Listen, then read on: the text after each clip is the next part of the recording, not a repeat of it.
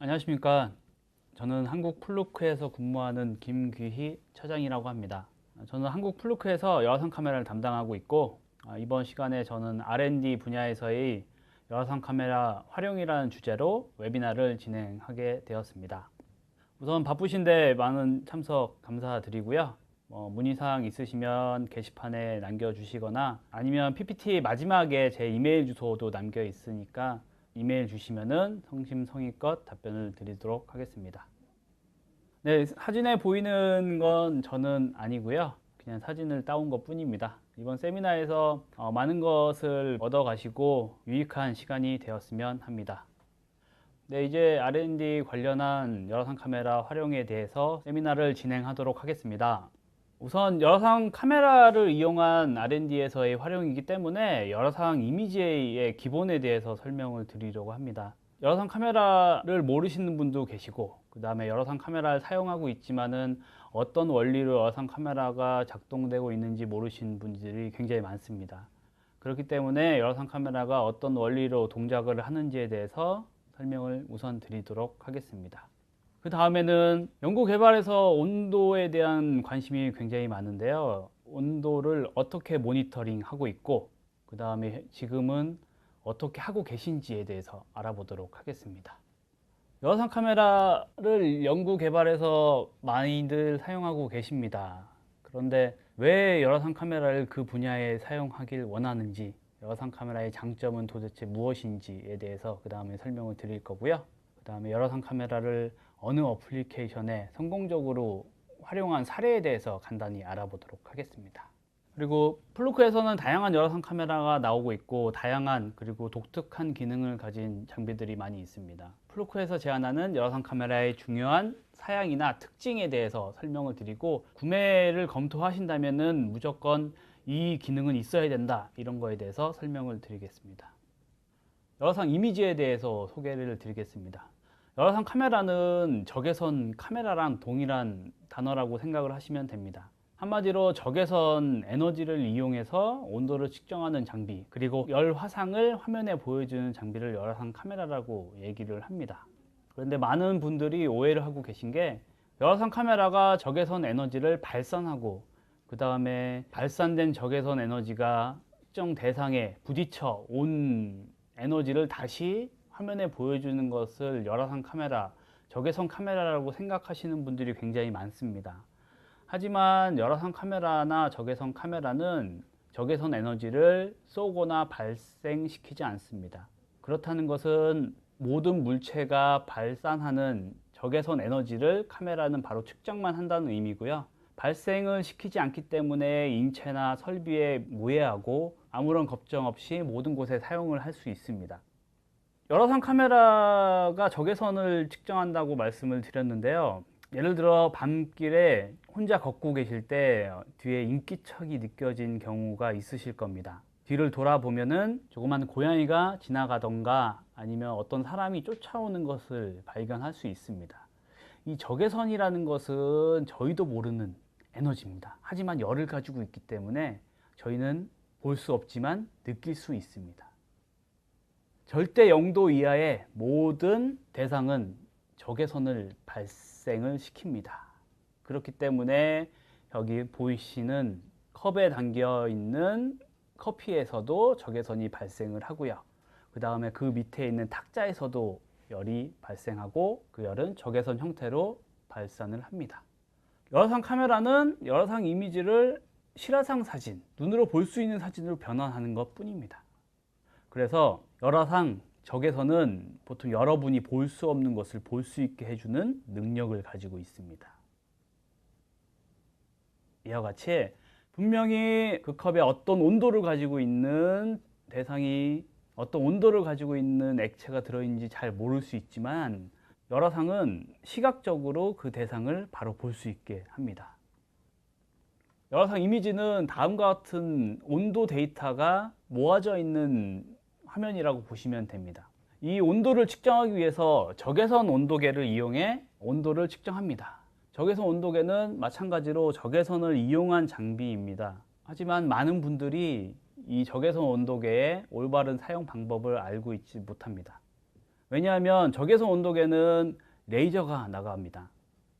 오해하시는 가장 큰 부분 중에 하나가 이 레이저가 측정하는 대상에 부딪힌 다음에 다시 되돌아와서 온도 측정이 된다고 생각하시는 분들이 굉장히 많습니다.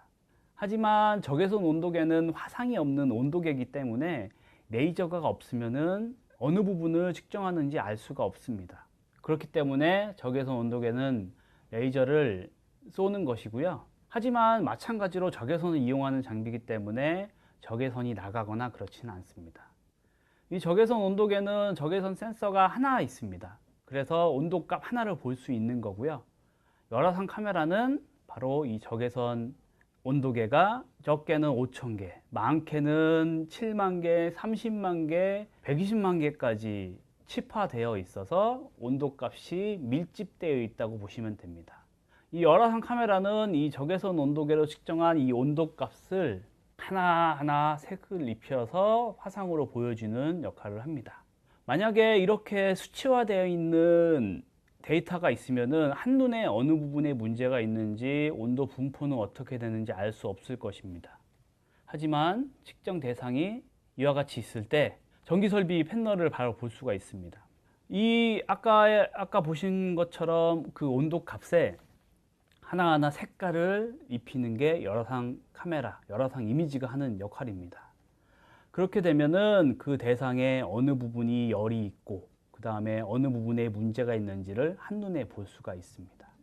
한마디로 이런 그 온도 값을 온도에 색을 입혀서 화상으로 볼 수 있는 것이 바로 열화상 이미지라고 보실 수 있습니다.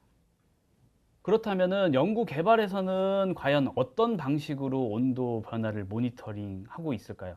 아쉽지만 많은 분들이 아직도 감각에 의해 의존하는 사람도 굉장히 많습니다. 연구 개발에는 특히 측정할 수 있는 근거 자료나 아니면은 데이터가 필요합니다.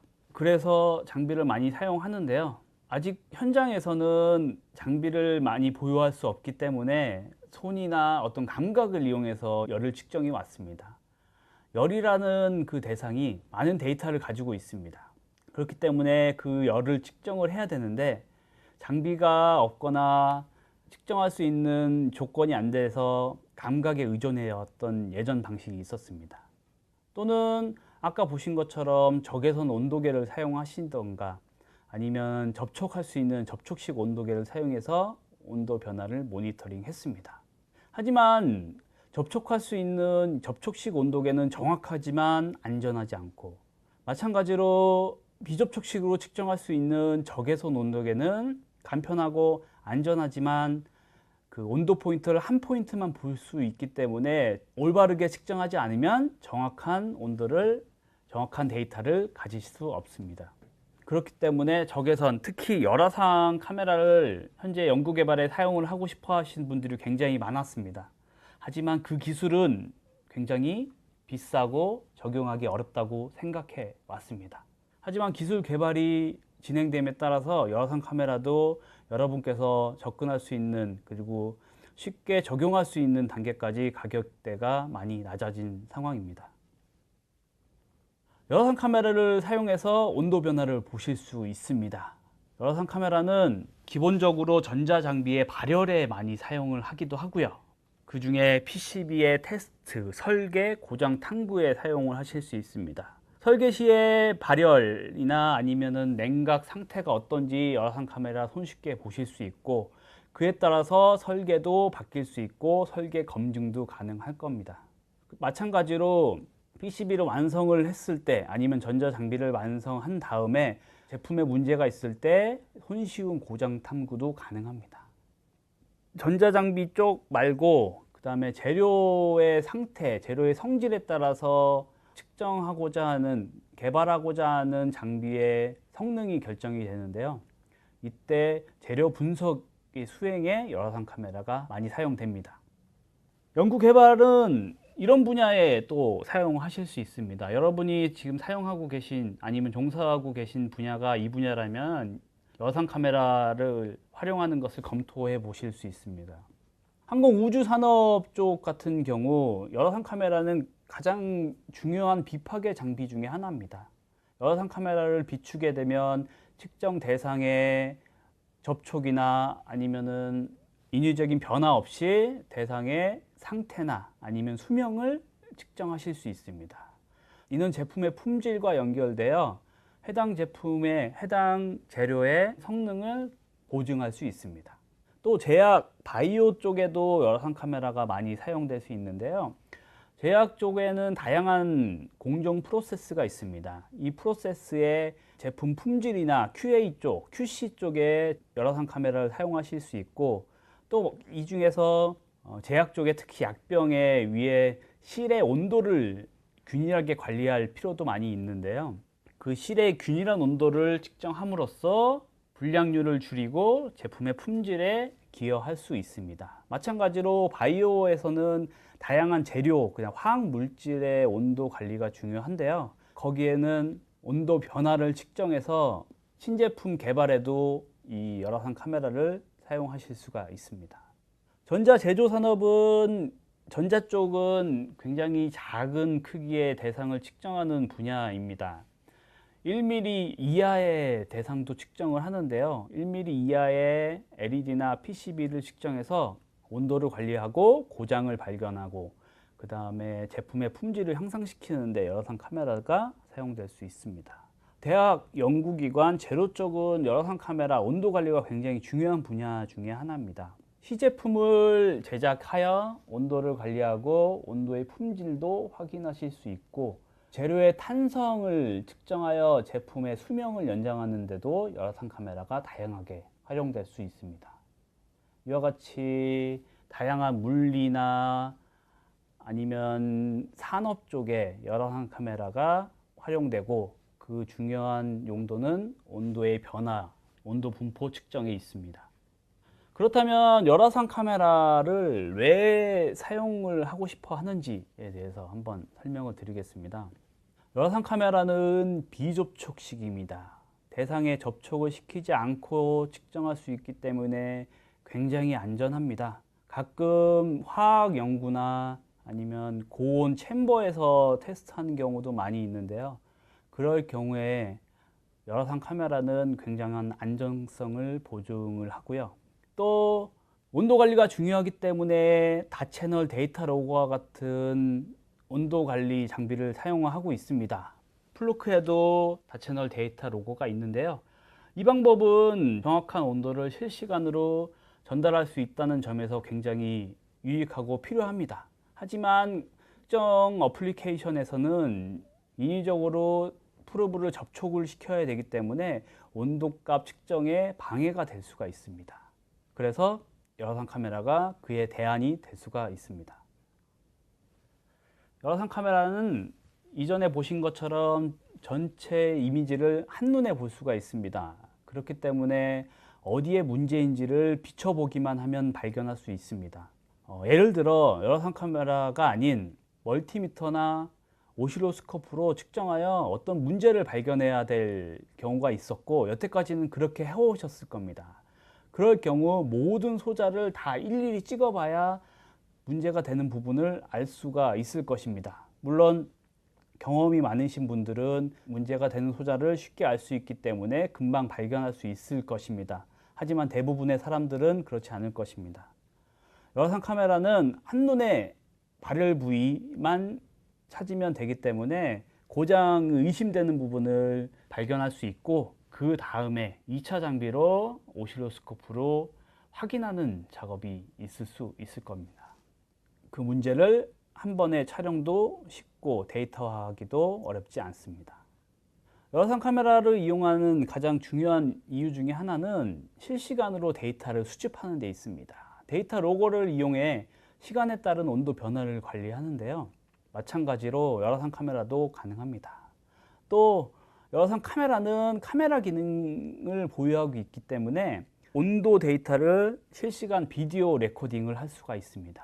그렇다면 온도가 변화하는 모습을 화면으로 색상의 변화로 한눈에 볼 수 있습니다. 이는 고장 탐구나 대상의 측정 시 매우 강력한 방법일 수가 있습니다. 아까 말씀드린 것처럼 적외선 온도계는 하나의 온도 데이터가 들어 있습니다. 그렇기 때문에 열화상 카메라를 이용하신다면 더 많은 내용과 정확도를 가진 데이터로 연구 개발에 사용하실 수 있습니다. 한마디로 열화상은 보이지 않는 것을 보이게 하기 때문에 인위적으로 대상을 건들지 않고 한눈에 한 번에 관리할 수 있는 갑작스러운 고장이나 문제를 피할 수 있게 해주는 장비라고 보시면 됩니다. 그렇다면 몇 가지 사례를 한번 보겠습니다. 간단한 사례를 한번 살펴보고요. 그 다음에 여러분들에게 좋은 팁이 될 수 있는 또 몇 가지 사례를 집중적으로 알아보도록 하겠습니다. 전자 분야 제조업체의 사례입니다. 일단은 목적은 전자 부품인데요. 이 크기가 32 마이크론보다 작은 매우 작은 크기라고 보시면 됩니다. 이때 보통 마이크로 전자공학이라고 하는 부서는 0.1mm 같은 매우 작은 부품을 측정을 합니다. 이와 같은 부품이고요. 이럴 경우 보통 열화상 카메라는 접사 렌즈를 같이 사용을 하셔야 됩니다. 열화상 카메라는 일반적으로 1mm 이상의 그 다음에 픽셀이 높으면 높을수록 더 작은 크기를 측정할 수가 있는데요. 이와 같이 1mm보다 작은 마이크론 단위의 대상을 측정을 하시려면 접사 렌즈는 필수라고 보시면 되고, 그리고 초점이 굉장히 중요하기 때문에 정밀하게 초점할 수 있는 거치대도 필요합니다.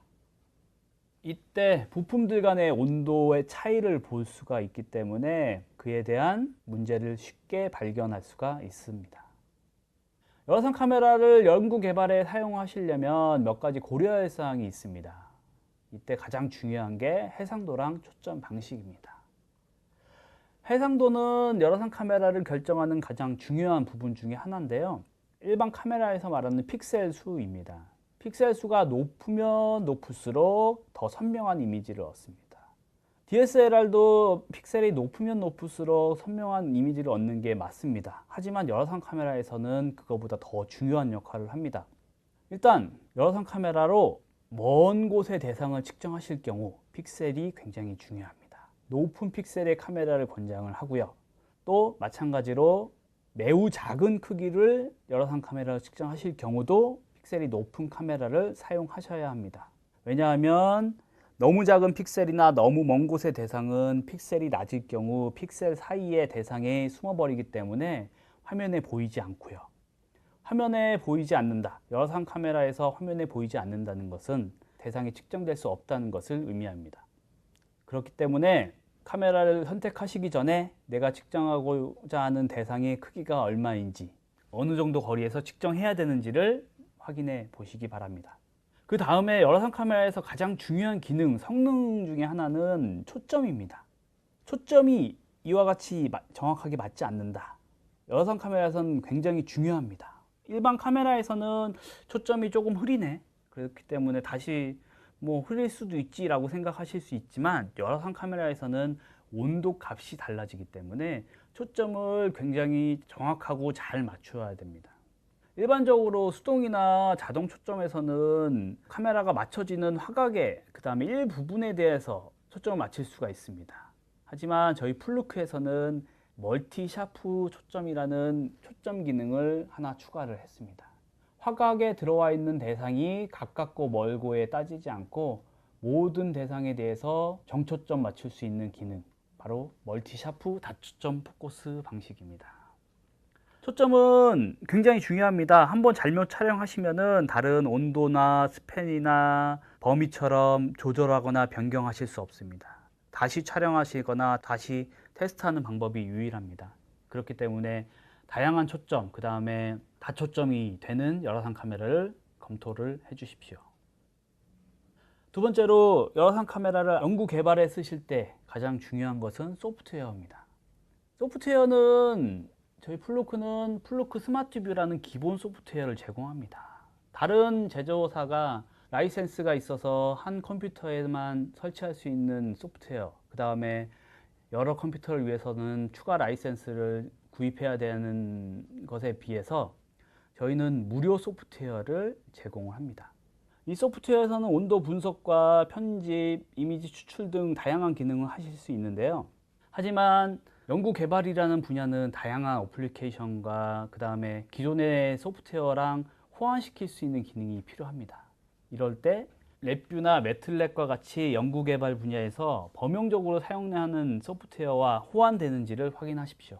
열화상 카메라는 이 데이터, 열화상 데이터를 이 랩뷰나 매틀랩으로 흘려 보내고요. 그 다음에 이 랩뷰나 매틀랩에 지식이 있다면은 지금 사용하고 계신 소프트웨어나 용도에 맞게 다양하게 개발해서 사용하실 수 있습니다. 렌즈 또한 열화상 카메라를 선택하고 활용하는 데 굉장히 중요합니다. 기본 렌즈가 특정 대상을 다 커버하는지가 중요하고요.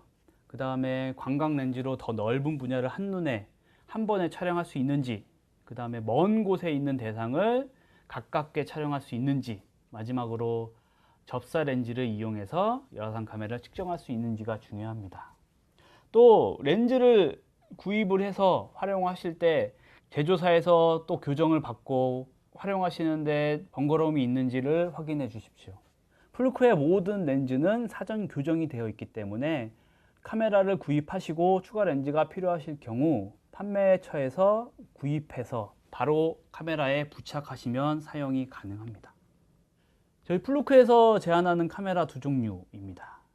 RSE 고정형 카메라, 그리고 TIX580 회전 렌즈형 카메라입니다.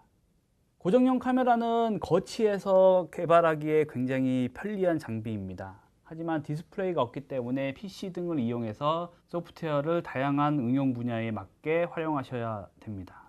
TIX580이라는 휴대용 카메라는 렌즈가 회전되고 디스플레이가 있어서 다양한 현장에서 활용하기에 편리한 카메라입니다. 마찬가지로 두 카메라는 매틀랩과 랩뷰를 플러그인해서 호환할 수 있고요. 옵션 렌즈도 다양하게 쓰실 수 있습니다. 이와 같이 두 가지 제품 열화상 카메라를 이용해서 R&D 분야에 사용하신다면 추천해 드릴 수 있는 제품입니다.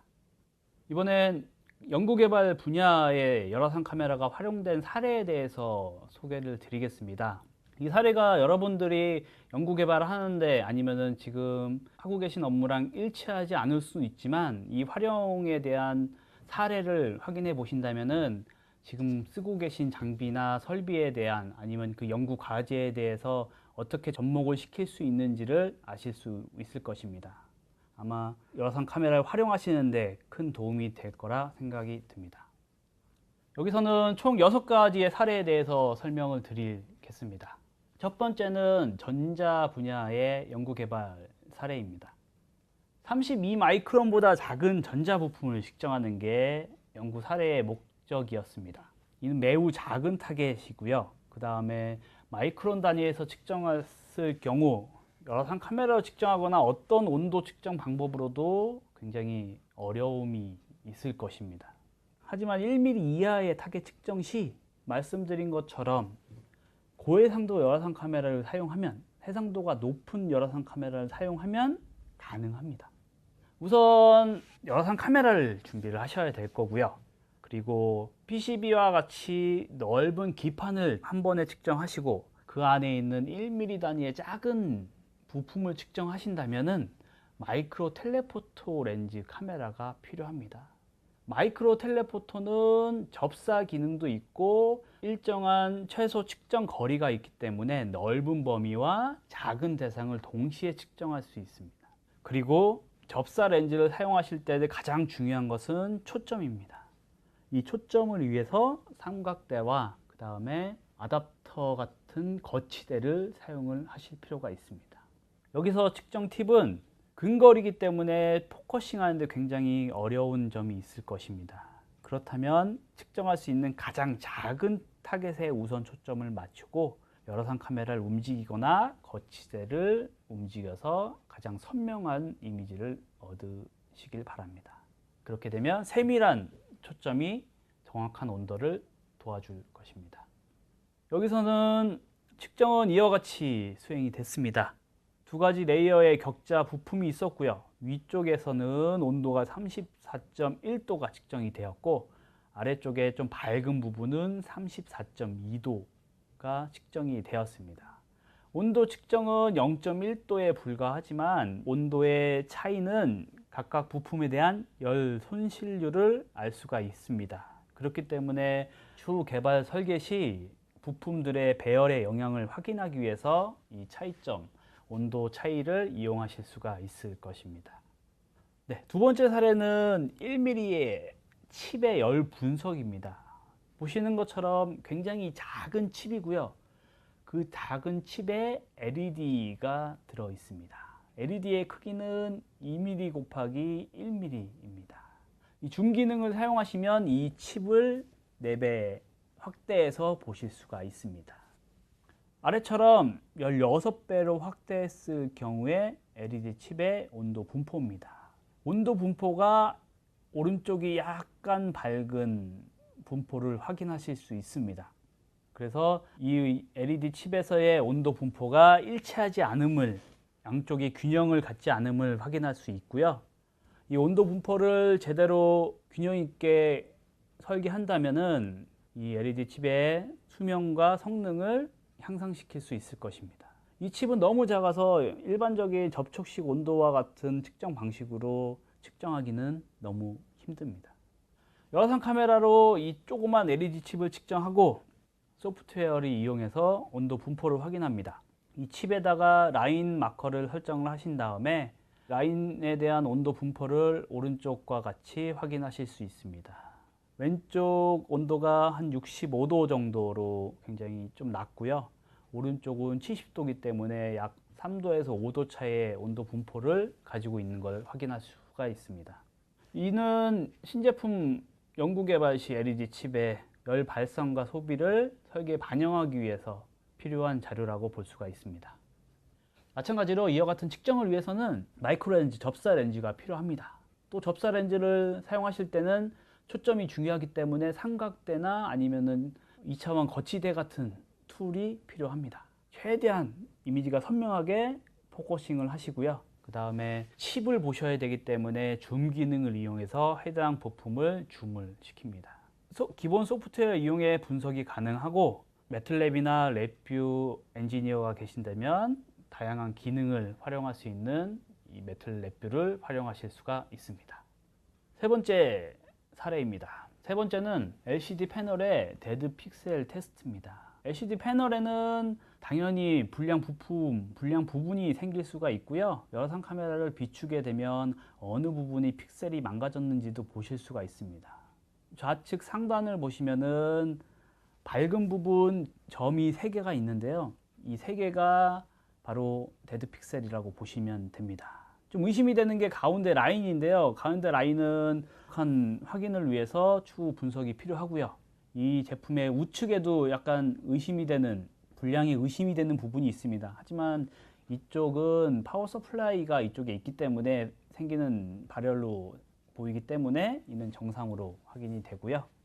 이와 같은 LCD 패널을 측정하실 경우에는 온도 차이가 굉장히 미세합니다. 그렇기 때문에 열화상 카메라로 이와 같은 불량을 찾아내기는 쉽지는 않습니다.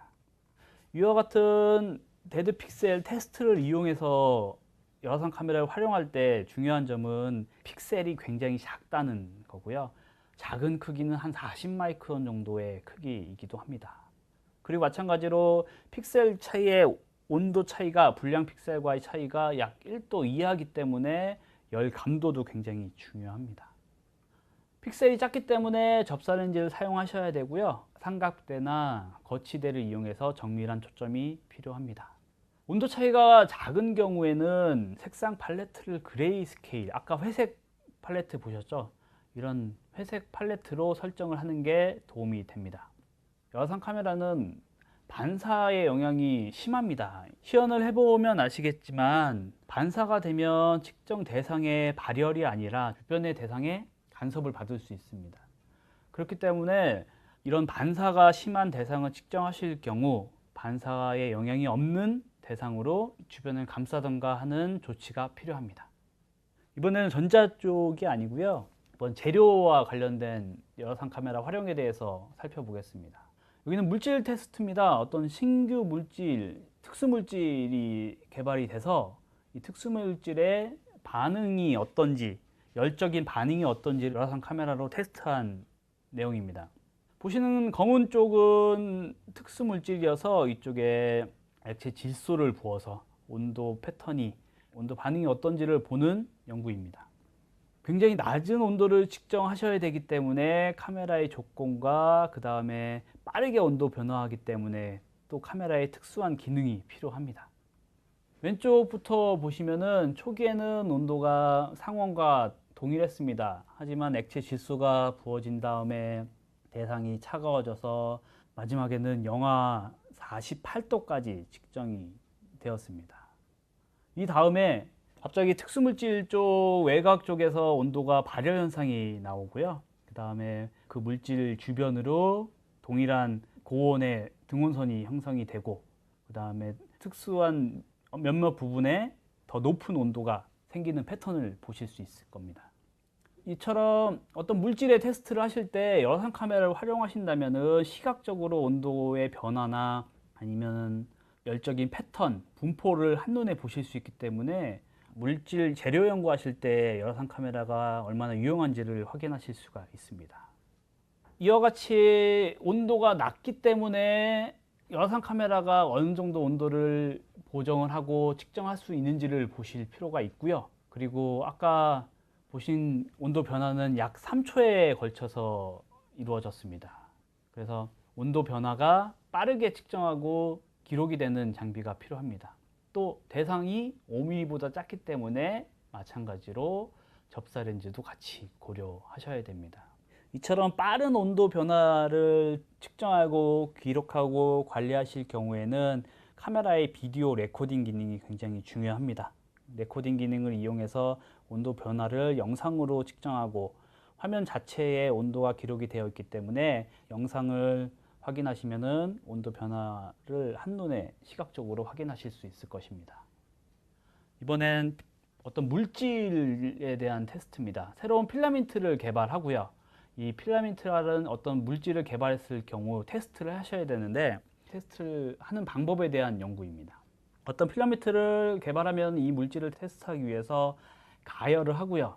어떤 방전 포트라는 곳에다가 이 물질을 흘려 보냅니다. 이 흘려 보냈을 때 어느 정도까지 대상이 늘어지고 그리고 온도가 바뀌는지 변화하는지를 보는 게 이 연구의 핵심입니다. 방전 포트에서 흐르는 영상을 카메라로 촬영을 하고요. 그 다음에 소프트웨어를 이용해서 방전 포트부터 흘러내리는 부분까지의 온도의 차이를 그래프화해서 확인이 가능합니다. 여기에서의 목적은 필라멘트와 같은 물질이 녹을 때 녹는 부분부터 어느 길이까지의 온도 분포가 측정되어야 한다는 것입니다. 그리고 그에 대한 온도 데이터가 여기에 포함이 되어 있다는 것이죠. 근데 기존에는 이런 과정을 이미징화하기 어려워서 개발에 큰 한계가 있었습니다. 이 연구에서는 필라멘트 물질을 260도로 녹이고 이거를 방전 포트에 넣어서 1cm 거리까지의 온도 분포를 확인하는 것이고요. 필라멘트 물질이 약 0.2mm 지름으로 흘러내리기 때문에 열화상 카메라나 이와 같이 이미징하기가 어렵다는 한계가 있었습니다. 이때 팁은 카메라를 약 45도로 해서 측정 부위를 정확하게 비추는 게 중요하고요. 이전과 마찬가지로 비디오 레코딩이라든지 열화상의 자동 캡처 기능을 이용해서 순간적인 데이터, 순간적인 이미지를 촬영하는 것이 필요합니다. 이제 여섯 번째는 이번에는 약간 기계 쪽에서 많이 쓰일 수 있는 그런 응용 분야입니다. 기계 쪽에서 그리고 재료 쪽에서는 탄성 물질의 온도 변화를 관찰을 많이 합니다. 그래서 어떤 탄성 물질이 개발이 되면 여기에 다양한 테스트를 해서 수명이나 신뢰도를 향상시키는데요. 어떤 물질이 있을 경우 이를 당긴 다음에 온도 변화를 보는 방법도 물질의 성능을 테스트하는 중요한 방법입니다. 해당 물질을 해당 매듭을 강하게 당기고 그랬을 경우에 온도 변화를 보는 것인데요. 여기서는 처음에는 23.3도였는데 당긴 다음에 온도를 확인한 결과 28.6도로 온도가 변한 것을 확인하실 수 있습니다. 온도 변화가 너무 심할 경우 제품 수명에도 영향이 있기 때문에 이 실험은 굉장히 중요했습니다.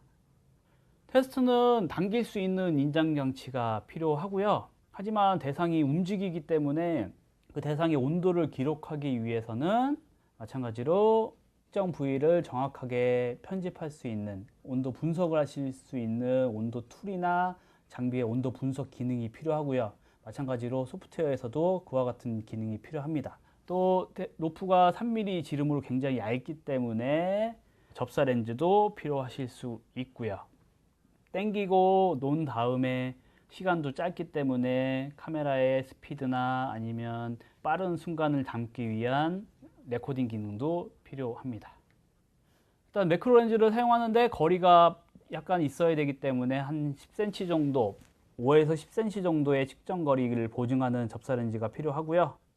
그 다음에 아까 전자 쪽에서도 말씀드렸듯이 온도 차이가 많지 않은 경우 그레이 스케일을 이용한 회색조 스케일을 이용한 팔레트를 사용하신다면 더 손쉽게 온도도 확인하실 수 있습니다.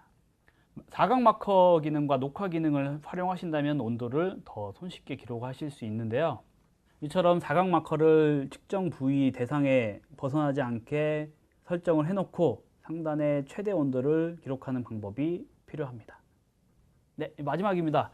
이번에는 고무의 탄성 처리를 위해서 가열하는 그런 실험에 대한 연구입니다. 고무 쪽에서는 성능을 만족하기 위해서 온도 조절할 필요가 있는데요. 테스트하는 히터의 온도 분포를 확인하는 작업입니다. 테스트의 히터를 가열시키고 마찬가지로 열화상 카메라로 측정하시게 되면은 어느 부분에 전체적인 온도를 고르게 가열하고 있는지를 확인하실 수 있습니다. 그리고 마찬가지로 어떤 대상에 대해서 온도 분포가 균일한지를 확인하실 수 있는데요. 가열기의 온도 분포도 중요하고요. 그 다음에 가열기의 온도 분포를 확인하기 위한 시료의 온도를 측정하는 방법도 전체적인 균일한 온도를 갖기 위한 좋은 방법입니다. 또 어떤 원료의 온도를 장기간 트렌딩하는 방법도 열화상 카메라로 이용했을 경우에 가장 좋은 어플리케이션 중에 하나입니다. 이런 방법은 온도 차이가 낮기 때문에 미세한 온도를 측정할 수 있는 카메라가 필요하고요. 그 다음에 크기도 다양한 크기가 있습니다. 작은 크기는 1mm, 2mm 크기가 있기 때문에 접사 렌즈도 당연히 필요합니다. 온도의 변화를 상시 실시간으로 보셔야 되기 때문에 카메라에서 실시간 모니터링이 가능한지 여부도 확인하셔야 됩니다. 이런 연구개발용 카메라에는 다양한 카메라가 있습니다. 거치형 카메라부터 이런 설치형 카메라까지 다양한 카메라가 있으니까 용도에 맞는 카메라를 선택해 주시기 바랍니다. 그럼 이어서 고정형 카메라 두 가지를 소개해 드리겠습니다. 말씀드린 것처럼 플루크에는 R&D 개발용으로 픽셀이 높은 핸디형 카메라와 그 다음에 고정형 카메라가 있습니다. 이 고정형 카메라 한 두 가지를 간략하게 소개해 드리겠습니다. 이 고정형 카메라는 매틀랩하고 랩뷰와 호환이 가능하기 때문에 다양한 어플리케이션에 쓰실 수 있고요. 기본적으로 무료 스마트뷰 소프트웨어를 이용해서 라이센스 없이 다양한 컴퓨터에 설치할 수 있는 소프트웨어를 무상 제공합니다. 옵션 액세서리로 광각, 2배 광각 렌즈나 아니면 2배나 4배 가깝게 보실 수 있는 망원, 그 다음에 미세한 크기를 측정할 수 있는 접사 렌즈를 제공하고 있고요. 픽셀은 320240에 7만, 640480에 30만 픽셀 두 가지 제품이 있습니다. 제품은 이런 형태로 사각형으로 연결이 되어 있고요. 열화상 카메라랑 실화상 카메라가 동시에 탑재되어 있어서 두 이미지를 동시에 확인하실 수가 있습니다. 통신은 이더넷 통신을 하기 때문에 빠르게 대상을 측정하고 확인하실 수 있으며 이더넷 연결을 통해서 다양한 장소에서 원격으로 대상을 보실 수 있습니다. 또 무선 지원을 하기 때문에 와이파이를 통해서 데이터를 원격으로 확인하실 수도 있습니다. 카메라는 두 가지 종류가 있습니다. RSE 300과 600 모델이 있고요. 픽셀은 7만, 30만 픽셀 두 가지가 있습니다. 감도는 0.03도 카메라, 그 다음에 0.04도 카메라 두 종류가 있고요. 무게는 약 1kg 정도입니다. 이와 같은 고정형 카메라는 장시간 열 추세를 보고 온도 분석을 하는 용도가 메인 주요 용도입니다. 그리고 다양한 컴퓨터에 사용하실 수 있게 간단한 설정이 필요하고요. 소프트웨어 통합이 가능한지가 필요합니다. 이 고정형 카메라 RSE 300과 600 모델은 온도 범위가 1200도로 저온부터 중온, 고온까지 사용하실 수 있고요. 간단한 웹 인터페이스로 별도의 소프트웨어가 설치되어 있지 않고서도 다양한 컴퓨터에서 설정이나 제어가 가능합니다.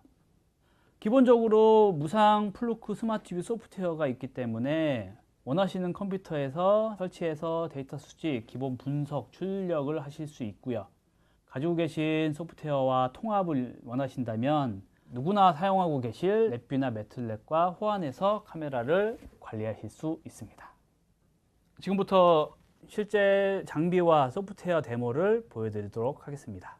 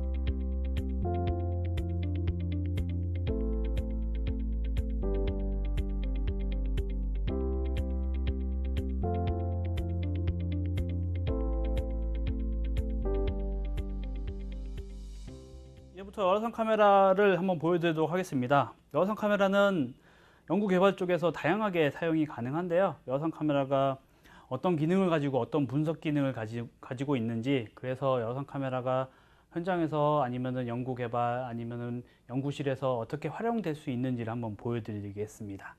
만약에 열화상 카메라를 한 번도 사용해 보지 않으셨다면 열화상 카메라가 이런 기능도 있네 라고 생각하시는 분들이 굉장히 많을 거라고 생각이 듭니다.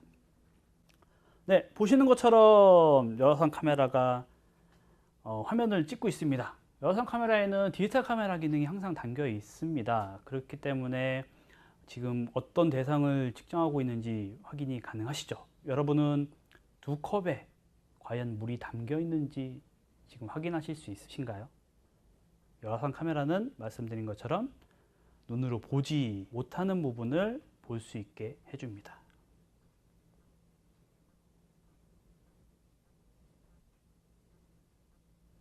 네. 보시면 오른쪽 컵에 뜨거운 물이 담겨 있는 걸 확인하실 수 있고요. 왼쪽 컵에는 차가운 물이 담겨 있는 걸 확인하실 수 있습니다. 열화상 카메라는 온도가 높은 부분은 밝은 색으로, 낮은 부분은 어두운 색으로 표현을 해줍니다. 그리고 말씀드린 것처럼 열화상 카메라에서 가장 중요한 것은 초점입니다. 저희는 초점을 안 맞게 촬영했을 경우는 이런 식으로 뿌옇게 카메라가 보이는데요. 카메라에서 초점은 말씀드린 것처럼 온도랑 연관된 굉장히 중요한 요소입니다. 수동으로 초점 링을 변경시켜서 촬영도 가능하지만 요즘 플루크에서 나오는 카메라는 앞에 레이저 초점 기능이 달려 있습니다. 레이저 거리 측정기가 달려 있어서 버튼만 한번 누르면 레이저가 대상을 향해 나가고, 놓으시면 초점이 바로 맞는 레이저 초점 방식을 탑재하고 있습니다. 초점이 가장 중요하기 때문에 다양한 초점 방식을 적용시키고자 하는 플루크의 노력입니다. 이렇게 측정 대상을 촬영하시게 되면 과연 이 뜨거운 물의 온도는 몇 도고 차가운 물의 온도는 몇 도인지 확인해 보고 싶으실 겁니다. 그럴 경우 측정 메뉴 들어가셔서 일단 우선 화면에서 가장 뜨거운 온도를 확인해 봅니다. 바로 가장 뜨거운 온도에 고온 마커가 설정이 돼서 60도라는 걸 확인하실 수 있고요. 이번엔 차가운 온도를 확인해 볼까요? 저온에 켰습니다. 차가운 온도는 이 왼쪽 컵이라고 생각을 했지만 저 상단에 있는 컵에도 차가운 물이 담겨 있네요. 그쪽은 지금 한 10도 정도를 가리키고 있습니다. 만약에 왼쪽의 온도를 또 보고 싶다 그러시면은 또 설정 마커를 설정을 하셔서 원하시는 부분의 온도를 바로 보실 수 있습니다. 이뿐만 아니라 카메라에서 분석 기능이 굉장히 다양해졌습니다. 박스를 설정을 하시게 되면, 두 개를 설정하시게 되면 내가 원하는 분야 부분의 온도의 최대 최소 평균 온도, 그리고 마찬가지로 내가 원하는 부분의 온도를 연속으로 보실 수 있는 기능도 들어 있습니다. 카메라에서 이런 분석 기능도 있고요. 한눈에 두 개의 컵의 온도를 비교하고 싶다 하시면 측정 메뉴에서 선온도 기능을 살짝 켜주십시오. 그렇게 되면 이 선에 대한 온도의 그래프를 보실 수 있습니다. 이 선이 지금 컵의 상단을 지금 비추고 있는데요. 그래서 컵의 상단의 온도가 이런 식으로 높다는 걸 한눈에 보실 수 있습니다. 카메라에서 말씀드린 것처럼 미세한 온도를 보시기 위해서는 팔레트가 또 중요합니다. 이미지에서 팔레트를 선택하시게 되면 다양한 팔레트를 선택하실 수 있는데, 미세한 온도를 보실 경우 아까 말씀드렸던 것처럼 그레이 팔레트를 사용하시게 되면 더 미세한 온도를 색상으로 볼 수 있는 기능도 있고요. 그리고 열화상 카메라는 항상 열화상하고 실화상이 동시에 저장이 되어 있기 때문에 IR 퓨전 기능을 사용을 하시고 픽처나 열화상하고 실화상을 동시에 볼 수 있는 기능이고요. 실화상을 넓게, 열화상은 좁게 보는 기능입니다. 또 IR 수준을 조정을 하시면 열화상하고 실화상도 동시에 확인이 가능합니다.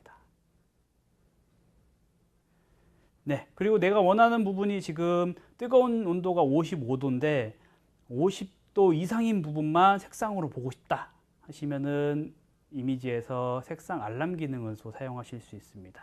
높은 경보를 50도로 설정을 하게 되면 이런 식으로 뜨거운 온도만 색상으로 볼 수 있는 기능도 카메라에 탑재되어 있습니다.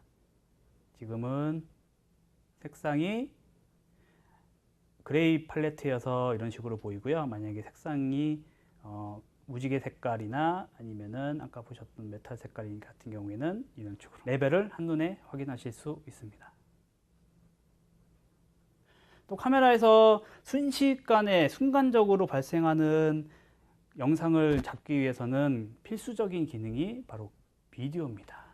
비디오 기능을 켜셔서 내가 원하는 부분의 온도, 전체 화면을 바로 저장을 하실 수가 있습니다.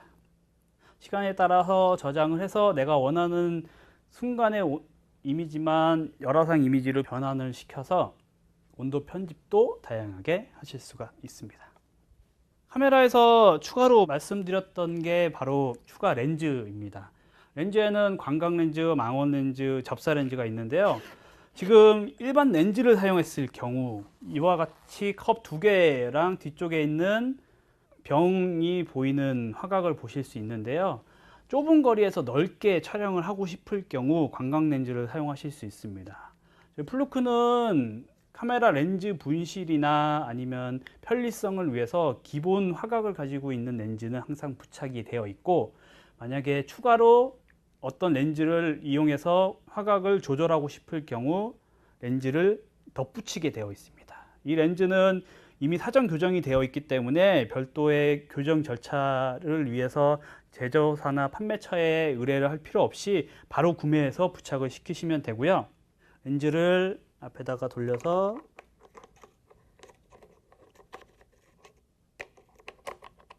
연결하고 보시면 아까보다 2배 넓게 촬영이 되는 모습을 확인하실 수 있습니다. 또 마찬가지로 초점 중에서 굉장히 중요한 기능을 설명을 드렸던 게 다초점 기능입니다. 카메라는 보시는 것처럼 근거리에 앞에 컵에 초점을 맞추거나 아니면 뒤쪽에 병에 초점을 맞추는 방법 두 가지가 있습니다. 한번 좀 비교를 위해서 컵을 좀 가까이 당기겠습니다. 네. 앞에 컵에 초점을 맞추면 뒤쪽 컵은 약간 뿌얘지는 효과를 얻으실 수 있을 겁니다. 얘를 한번 뒤로 더 넘기겠습니다. 네. 뒤에다가 초점을 맞췄을 경우 앞에는 뿌얘지는 현상을 보실 수 있습니다. 대부분의 카메라는 거리에 따라서 초점이 결정되기 때문에 뒤에 초점이 맞으면 앞에가 초점이 맞지 않는 이런 영상을 얻을 수밖에 없는데요. 플루크의 다초점 카메라는 이 두 가지를 정초점 맞출 수 있는 기능이 있습니다. 카메라 이미지를 선택해서 이미지에서 다초점 기능을 설정을 합니다. 그 다음에 저장 버튼 누르게 되면 저장을 해서 여러 장을 동시에 촬영해서 한 이미지를 생성합니다. 보시는 것처럼 앞에 이미지도 초점이 맞는 것을 확인하실 수 있습니다. 이게 바로 플루크의 다초점 이미지입니다. 여기서 두 가지를 더 보여드리고 싶은데요. 보시면 여러선 카메라에서 문제가 되는 게 두 가지입니다. 원래 한 가지인데 하나만 더 소개해 드리면요. 두 가지 중에 하나는 바로 반사 문제입니다. 여러선 카메라로 반짝거리는 대상을 측정하실 경우에 주변의 대상을 반사하기 때문에 온도 측정이 큰 애로가 있습니다. 이처럼 이 반짝반짝거리는 스테인리스 재질을 확인하시면요. 가운데 뜨거운 점으로 길게 나와 있는 부분이 있습니다. 이는 이 스테인리스 재질이 자기 에너지, 자기 열을 발산하는 게 아니라 주변을 반사하기 때문인데요. 보시는 것처럼 이 뜨거운 컵이 반사가 돼서 움직이는 것을 보실 수 있습니다. 그렇기 때문에 여러선 카메라를 이용해서 반짝거리는 설비를 측정하실 경우 이전에 얘기했던 LCD 모니터 같이 반짝거리는 대상을 측정할 경우는 항상 반사를 유의하셔야 되고 주변에 반사가 되는 물체를 제거하신 다음에 측정할 필요가 있습니다. 또 바깥에서 그 안을 측정하고 싶어 하시는 분들이 굉장히 많습니다. 거기에는 보통 아크릴이나 아는 유리 판넬로 되어 있어서 진공이 되어 있는 부분도 있기 때문에 그 부분을 통해서 안을 보고 싶으신데 한번 보실까요? 우선 여러선 카메라에서 화면을 보겠습니다. 여기에 종이가 하나 있는데요. 이 종이를 통해서 뒤쪽에 있는 컵을 볼 수 있는지 보겠습니다.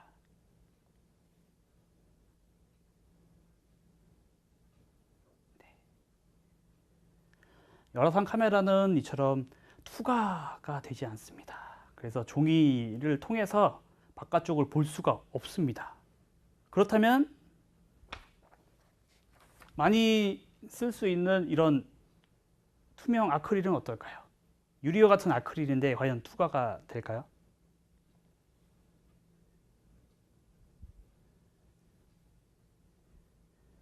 마찬가지로 이 아크릴도 투과해서 안쪽을 볼 수가 없습니다.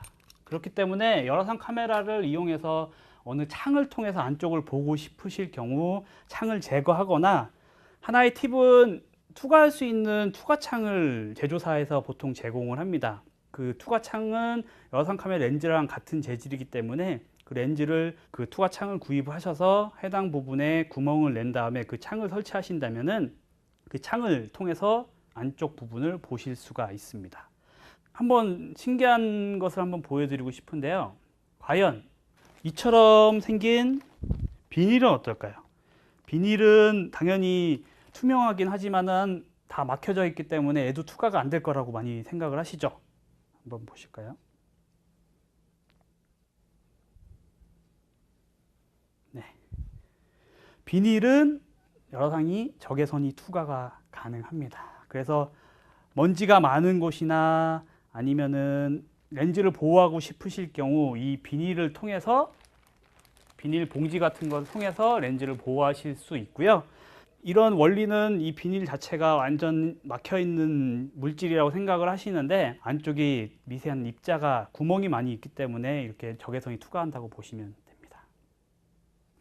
이번에는 접사 렌즈를 한번 보여드리도록 하겠습니다. 이 모델에는 접사 렌즈가 장착이 되고요. 이 접사 렌즈는 25 마이크로미터를 측정할 수 있는 미세한 크기를 측정할 수 있는 접사 렌즈랑 호환이 가능합니다. 접사 렌즈는 당연히 거치대를 이용해서 측정을 하시는 게 편합니다. 왜냐하면 초점이 이 미세한 크기를 측정하기 위해서는 중요하기 때문에 그렇고요. 그래서 이런 거치대랑 이 삼각대 같은 것을 이용해서 초점하는 것을 권장을 합니다. 네, 화면을 보시면 이게 어떤 거라고 생각이 되시나요? 네, 한번 초점 거리를 바꿔 보겠습니다.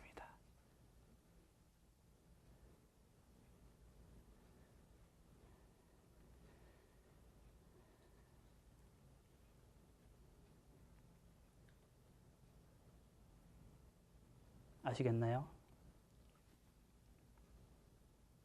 새 같죠?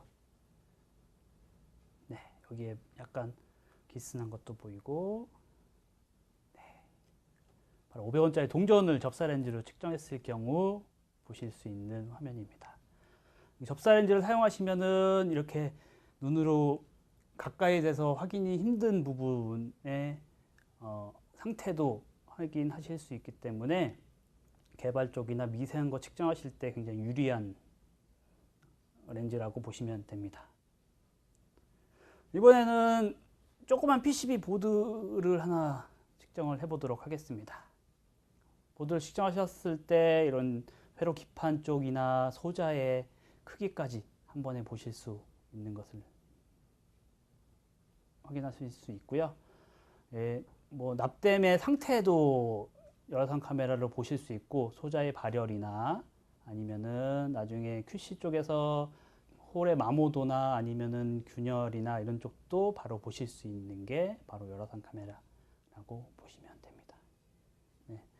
말씀드린 것처럼 열화상 카메라의 접사 렌즈를 쓰실 때는 초점이 굉장히 중요하기 때문에 카메라를 완벽하게 고정을 시키든지 측정하고자 하는 시료를 변화시킬 수 있는 거치대가 필수라고 보시면 됩니다.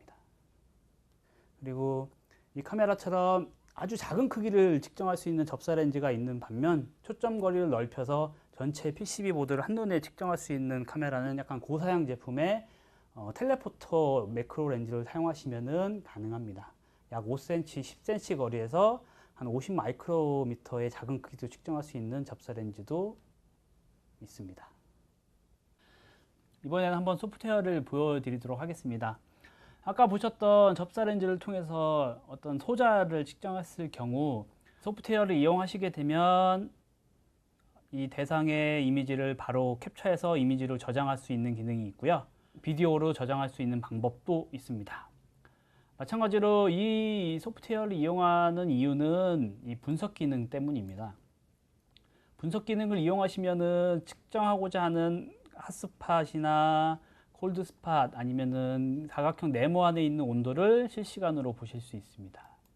온도가 빠르게 변화하는 것을 그래프로 보실 수 있고요. 내가 원하는 부분을 개별적으로 보고 싶다 하실 경우 이런 식으로 측정을 해서 온도가 어떻게 바뀌는지, 그 다음에 온도 변화가 어떻게 되는지를 한눈에 보실 수가 있습니다.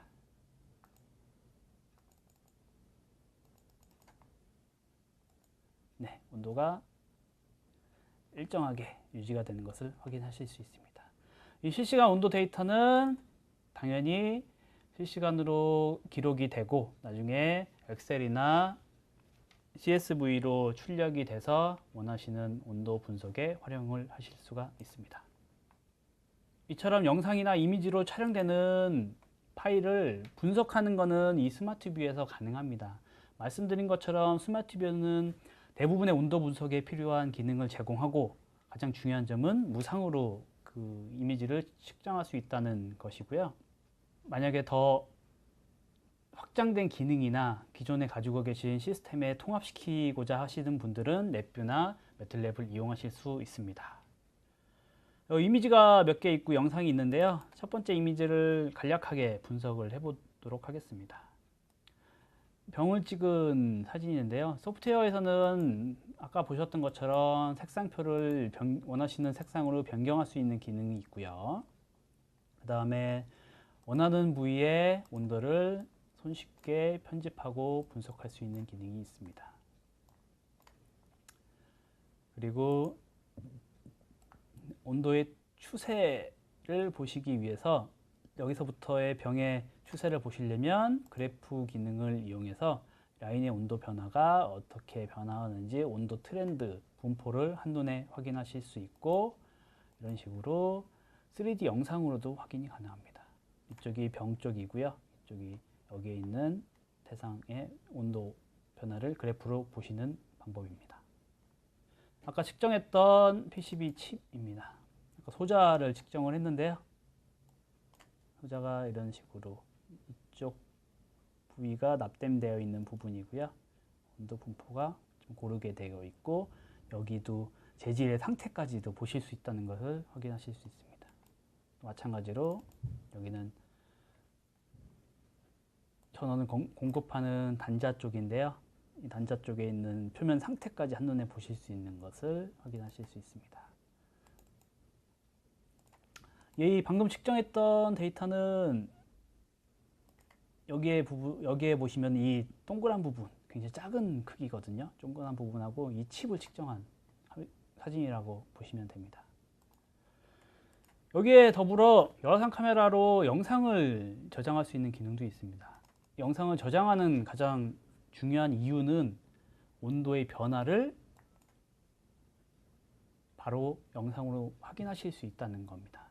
또 여기다가 측정해서 온도를 보고 있는 부분이 이쪽인데, 이쪽 부분을 추가로 보실 수도 있습니다. 여기에 원하는 부위를 추가 편집을 하실 수가 있고요.